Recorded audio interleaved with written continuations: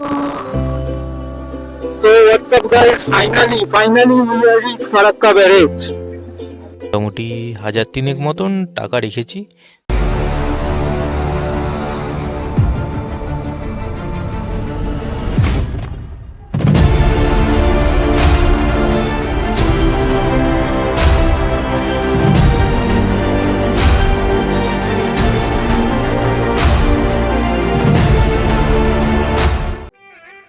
নমস্কার প্রিয় বন্ধুগণ, আমি প্রীতম। আমি স্বাগত জানাচ্ছি তোমাদেরকে আমার ইউটিউব চ্যানেলে। আজকের এই ভিডিওতে আমি যাচ্ছি কলকাতা থেকে নর্থ বেঙ্গল দার্জিলিংয়ের উদ্দেশ্যে। তো এখন সময় হচ্ছে 4:46। আমার গাড়িতে আমি কালকে রাত্রেবেলায় ফিউল আপটা করে রেখেছিলাম। কলকাতা থেকে দার্জিলিং প্রায় 650 কিলোমিটার মতন রাস্তা। আমার জীবনের সব থেকে বড় বাইক রাইড। তো আজকের ডেস্টিনেশন হচ্ছে আমার শিলিগুড়ির বাগডোগরাতে। তো বাগডোগরা এখান থেকে প্রায় 555 কিলোমিটার মতন রাস্তা। তো এখন আমি আমার বাড়ি থেকে রাইড শুরু করলাম। জয় মাতা, চলো আসছি।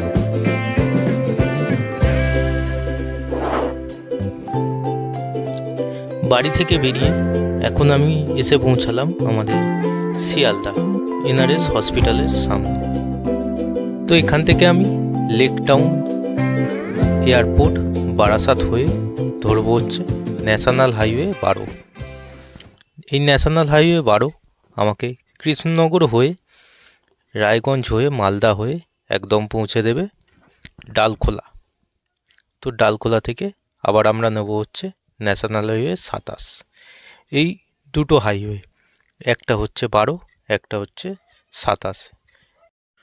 তো অনেকের কাছেই শুনেছিলাম যে ভালো রাইডিং জ্যাকেট, রাইডিং প্যান্ট এসব না থাকলে নাকি বড় লং রাইড করা যায় না।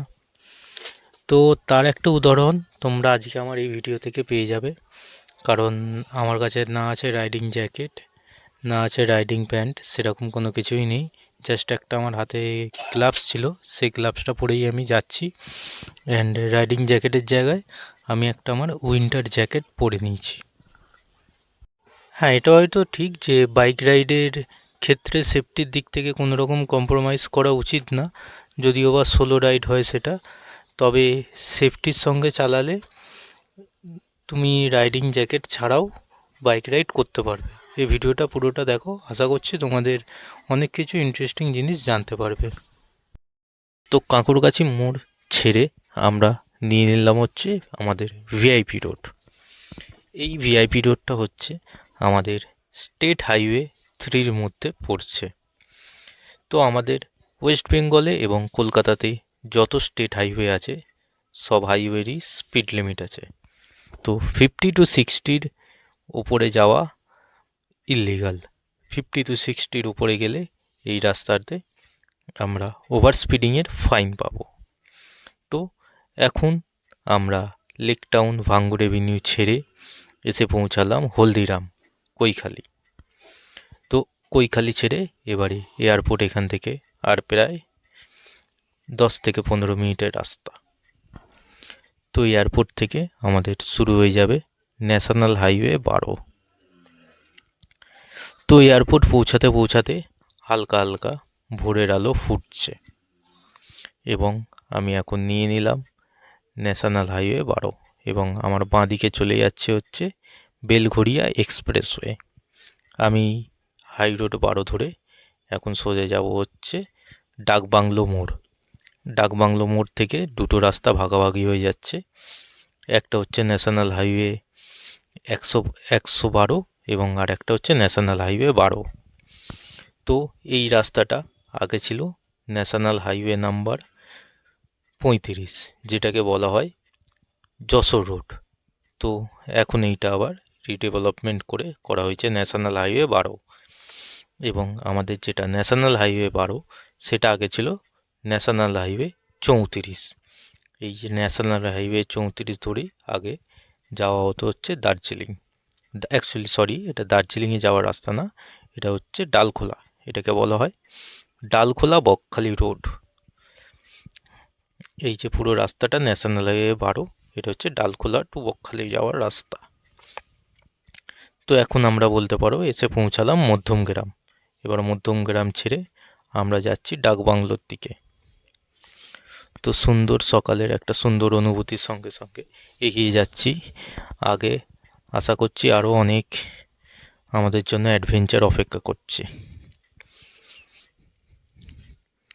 তো এখন আমরা বলতে পারো ডাকবাংলো মোড় এসে পৌঁছালাম। এইখান থেকে সোজা চলে যাচ্ছে হচ্ছে কৃষ্ণনগর, আর আমার ডান দিকের রাস্তাটা চলে গেল হচ্ছে বনগা, যেটাকে বলা হয় যশোর রোড। তো আপাতত রাস্তাটা এখন এখানে সরু রয়েছে, এরপরে এটা 4 লেন ন্যাশনাল হাইওয়ে হয়ে যাবে। তো আমাদের আর কোনো টার্নিং নেই, আপাতত ডালখোলা মোড় অবধি আমাদের এই একটাই route, same route, high route 12। তো এইখান থেকে আমাদের রাস্তাটা 4 লেন শুরু হয়ে গেল। এখান থেকে এবারে আমরা একদম ডালখোলা অবধি এরকম চওড়া 4 লেনের হাই রোড ধরেই যাব। ধরে নাও 350 থেকে 400 কিলোমিটার এই একই সেম রাস্তাতে, অ্যান্ড তারপর থেকে একটা স্টেট হাইওয়ে ধরবো আমি, ওইটা দিয়ে গিয়ে আবার NH 27 নেবো। NH 27 আমাকে একদম বাগডোগরা নিয়ে যাবে। So today we are reach our first toll plaza. So এখান থেকে এখনও প্রায় ধরে নাও 480 কিলোমিটার মতন বাকি। দেখি কতক্ষণ আর সময় লাগে, এখনও 10 ঘন্টার সময় দেখাচ্ছে।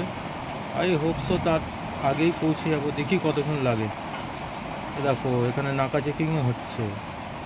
ঠিক আছে, আমি তো আমার নর্মাল স্পিডেই আছি, তো ভয় নেই কোনো।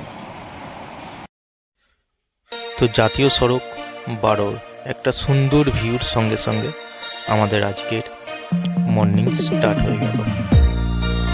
তো চলো এবার ভিডিওতে আমার এই Kolkata to Darjeeling by bike tour বাজেটের ব্যাপারে তোমাদের সঙ্গে কিছু কথা বলি।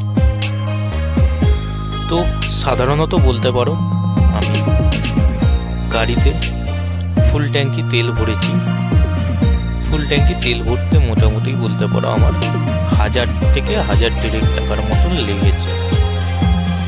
এবং আমার এই পুরো রাইডের ট্যুর বাজেটটা হচ্ছে, দেখো আমি সেরকম তো কোনো কিছু ফিক্স করে আসিনি, আমি জাস্ট পকেটে বলতে পারো মোটামুটি 1000 মতন টাকা রেখেছি।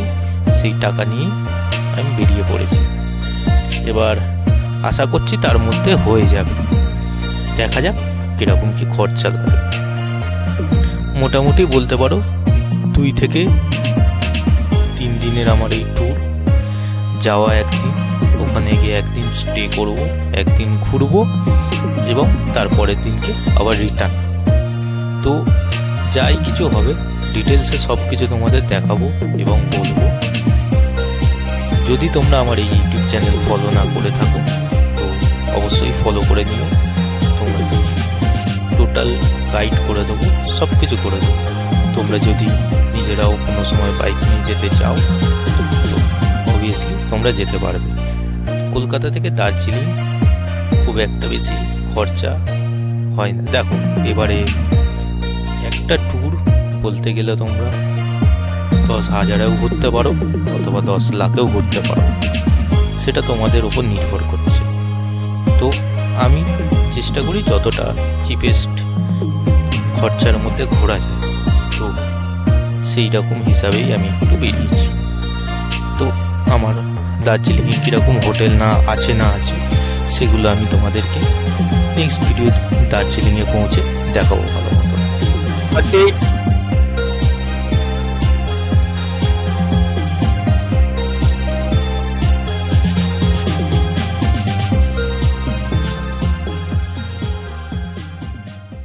So guys, we are reach our today's second toll plaza. এটা কোন জায়গা? বহরমপুর হাইওয়ে, বহরমপুরের টোল প্লাজা।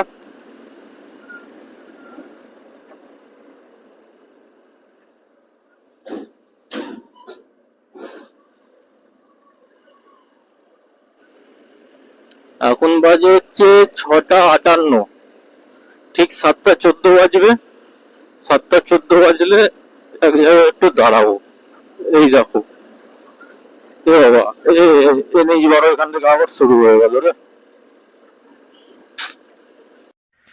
তো যতক্ষণ হাই রোডটা একটু চওড়া ছিল ততক্ষণ মোটামুটি 80-85-তে ক্রুজ করছিলাম, কিন্তু ওই হাই রোডটা যখনই সরু হয়ে যাচ্ছে সেই জায়গাতে আমাকে স্পিডটা একটু রিডিউস করতে হচ্ছে। তো সেখানে টাইমটা একটু হয়তো লস হচ্ছে, বাট আশা করছি খুব একটা বেশি টাইম লাগবে না, তার মধ্যেই পৌঁছে যাব। যদিও বা আমাকে এখানে 12 ঘন্টা 13 ঘন্টা সময় দেখিয়েছে গুগলে, তো আশা করছি 1 ঘন্টা থেকে 1.5 ঘন্টা টাইম মেক আপ করে দেবো। যাই হোক, দেখা যাক। এখন আমরা বহরমপুর এক্সপ্রেসওয়ে ধরে আবার এগিয়ে যাচ্ছি। মোটামুটি বলতে আবার 80-তে ক্রুজ করছে গাড়ি। অ্যান্ড এবারে বহরমপুরে একটুখানি সকালবেলা ফার্স্ট টি হল্ট নেবো। টি হল্ট নিয়ে দেন আবার এখান থেকে আমরা বেরাবো। তো সেকেন্ড হলটা আমি ভাবছি হয় মালদা না হলে রায়গঞ্জে হলটা নেবো। এবার সেটা আমি ডিসাইড করব আমাদের টাইমের ওপরে, আমি কোন টাইমে কোন জায়গায় পৌঁছাচ্ছি তার উপরে আমরা ডিসাইড করব। So guys, right now I am eating cup of tea and चाय पी के फिर से यहाँ से जर्नी को कंटिन्यू करेंगे। लगभग 370 किलोमीटर के आसपास बाकी है, देखते कितना टाइम लगते हैं, कितना। তো দাঁড়িয়েছিলাম হচ্ছে এই হোটেল দি হ্যাভেনে, চা খেলাম। চা খেয়ে এখান থেকে আবার কন্টিনিউ করছি। 375 কিলোমিটার দেখাচ্ছে, 7 ঘন্টা 52 মিনিট। দেখি কতক্ষণ লাগে।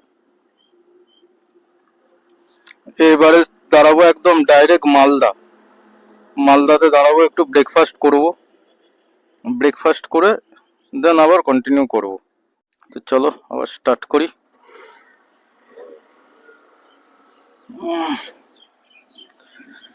জয় মা, জয় মা, জয় মা।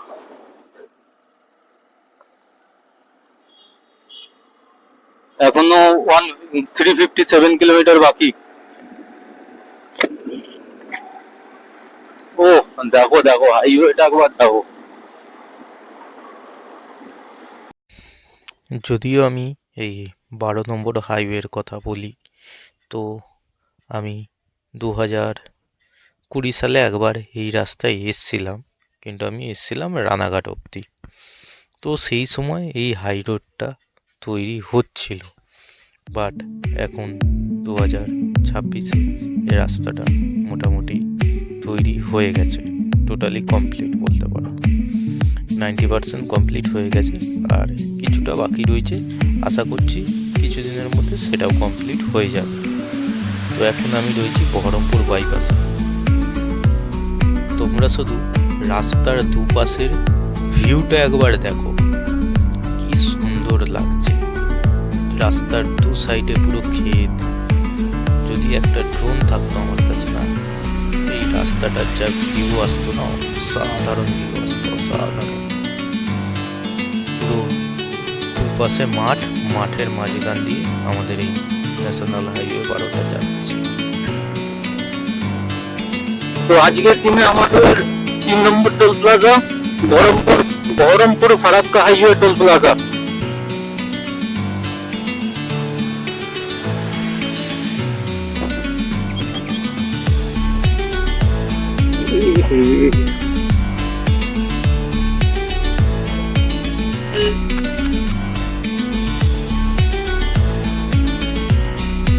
বেরিয়ে এক্ষুনি একটা সিন হয়ে গেছিল। কপালটা ভালো, আমার কোনো পুলিশ টুলিশ ছিল না।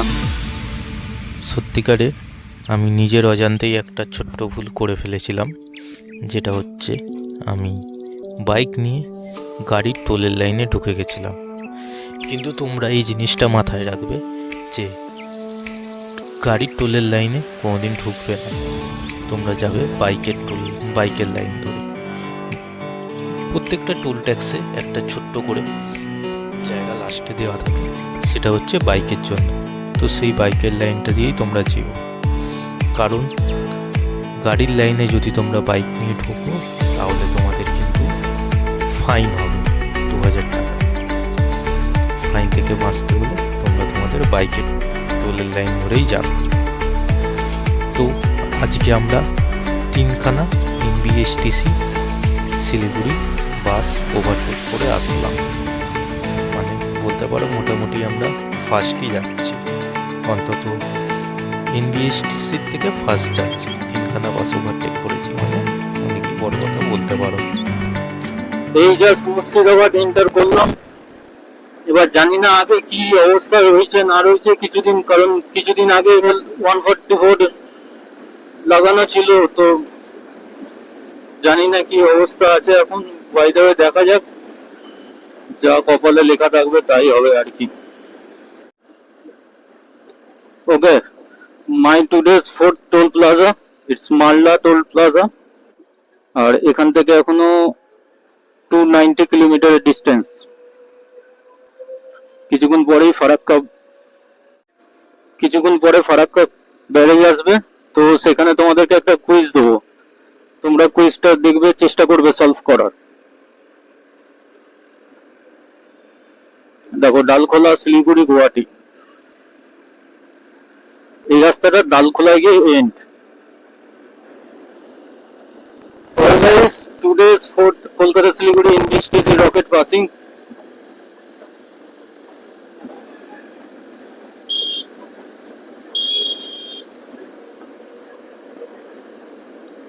চারটে রকেট বাসকে পাস করে দিলাম, মানে ভাবতে পারছো। So what's up guys, finally we are reached Farakka barrage.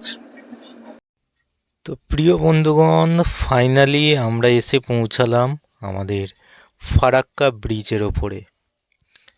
তো রাস্তায় আস্তে আস্তে আমি তোমাদেরকে বলেছিলাম যে ফারাক্কা ব্রিজে উঠবার আগে তোমাদেরকে একটা কুইজ দেবো। তো চলো তোমাদেরকে আমি কুইজটা ফার্স্টে বলি।